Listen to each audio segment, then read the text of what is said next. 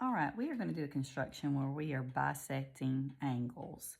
An angle bisector is a ray that divides an angle into two congruent angles. So let me show you how to do that now.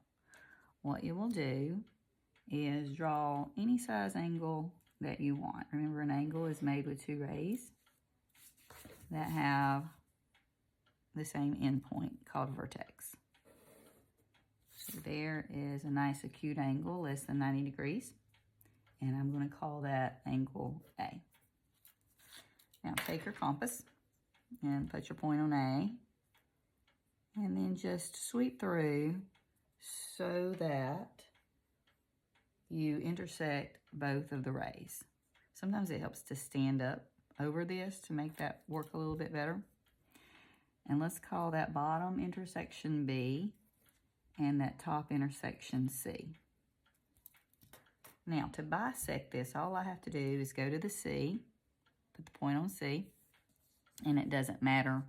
Make sure that this next little arc is inside the interior of the triangle. Doesn't really matter where this one is, but make it long enough so that you don't have to go back and do it twice, so that when you move this point to B, notice that I don't have my hands on this at all. I don't want to change the measurement, so I'm not touching that. I've got all my pressure on this side. Move it to B. You can even swap hands if you need to, and then sweep again. If for some reason it didn't intersect, go back and make the other one a little bit longer if it doesn't, and mine did. Now that intersection of those two arcs there, we're going to call that G. Now all we have to do is take a straight edge and line up the A point and the G as precisely as possible.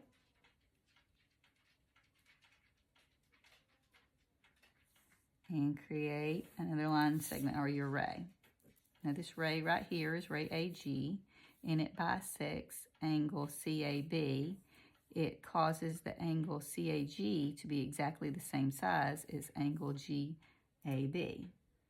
So my angle bisector